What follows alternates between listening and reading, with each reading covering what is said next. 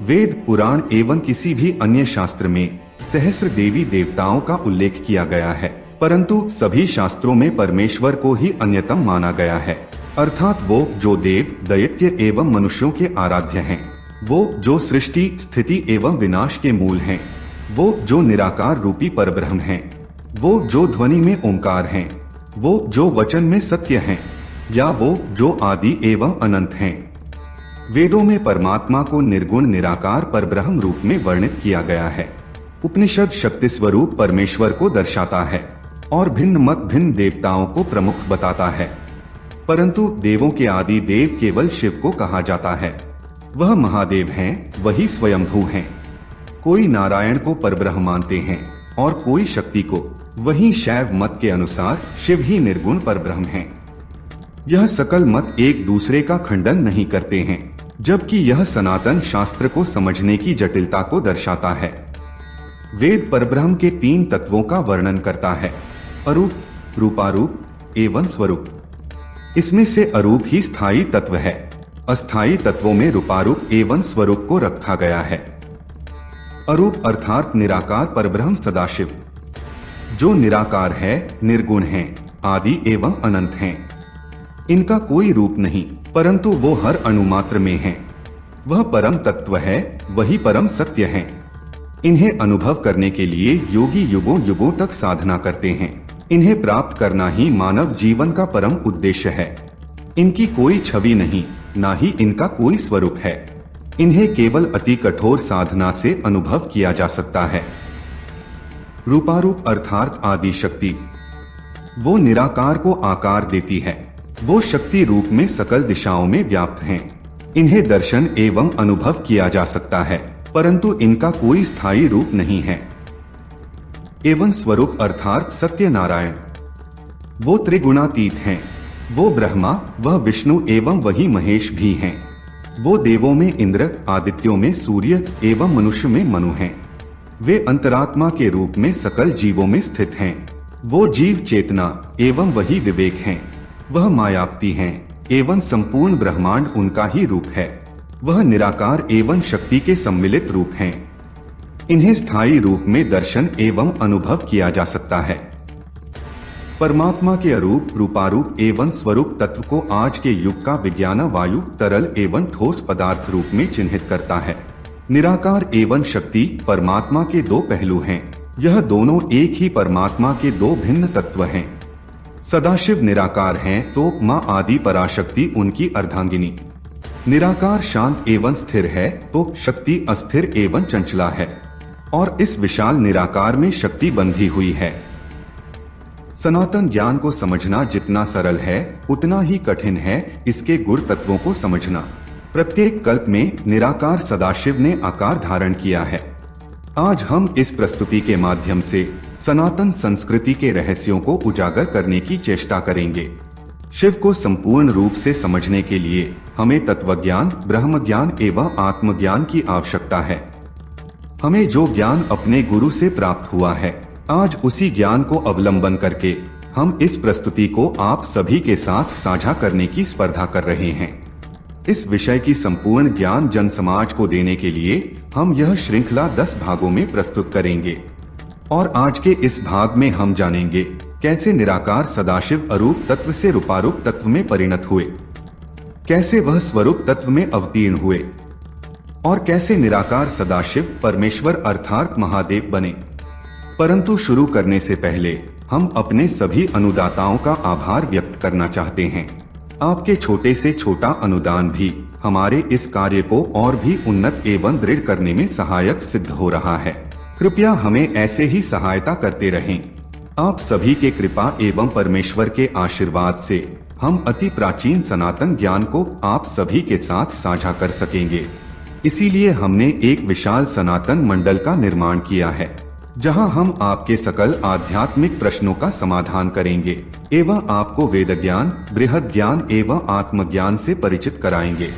कृपया सहायता प्रदान करते समय अपना व्हाट्सएप नंबर हमें प्रदान करें, और अपने नवीनतम दर्शकों से अनुरोध करेंगे कि कृपया हमारे इस चैनल को सब्सक्राइब करें एवं नियमित रूप से हमारे सकल नवीनतम प्रस्तुतियों के नोटिफिकेशन प्राप्त करने के लिए घंटे को बजाएं।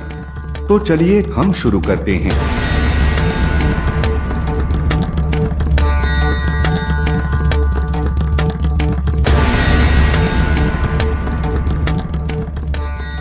रुद्राष्टकम के द्वितीय श्लोक में निराकार रूपी परमेश्वर का वर्णन किया गया है।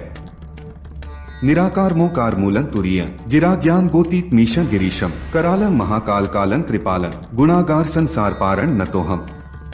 इस श्लोक का अर्थ है, जो निराकार हैं, ओंकार हैं, जो तीनों गुणों से परे हैं, जो वाणी एवं सप्तस्वर हैं, जो सभी ज्ञान एवं इंद्रियों से परे हैं, जो कैलाशपति हैं, जो विकराल हैं, जो महाकाल के भी काल हैं, जो कृपालु हैं, जो समस्त गुणों के परम धाम हैं, इस संसार से परे उस परमेश्वर को मैं प्रणाम करता हूँ।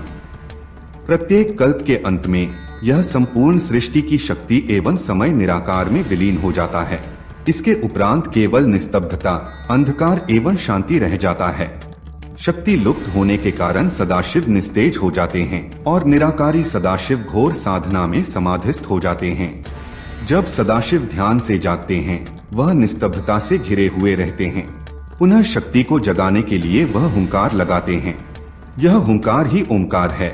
इसी ओंकार में शिव की शक्ति विराज करती है। इस निराकार एवं शक्ति के मिलाप से पुनः एक नवीन कल्प का आरंभ होता है और शिव शक्ति के मिलाप से एक ज्योतिर्लिंग का निर्माण होता है। लिंग का वास्तविक अर्थ है प्रतीक चिन्ह एवं योनि का अर्थ है सृष्टि या प्रकृति। पूर्ण अर्थ में सृष्टि का प्रतीक चिन्ह है शिवलिंग, जिसका अग्रभाग सदाशिव है एवं पृष्ठभाग शक्ति। यही हिरण्यगर्भ है। इसी हिरण्यगर्भ से प्रत्येक कल्प में सत्यनारायण स्वरूप में शिव शक्ति का आविर्भाव हुआ है। इस सृष्टि में अनेक ब्रह्मांड हैं और उन सकल ब्रह्मांडों के अपने ब्रह्मा, विष्णु एवं महेश होते हैं, परंतु संपूर्ण सृष्टि में केवल एक ही सत्यनारायण हैं।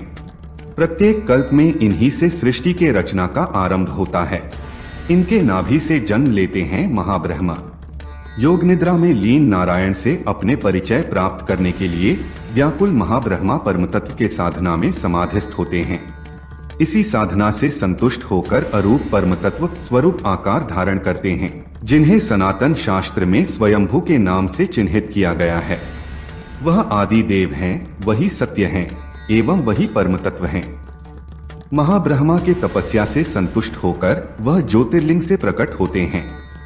उन्हें देखकर महाब्रह्मा उनका स्तुति पाठ करते हैं। प्रत्येक कल्प के आरंभ में महाब्रह्मा परम तत्व को प्राप्त करते हैं।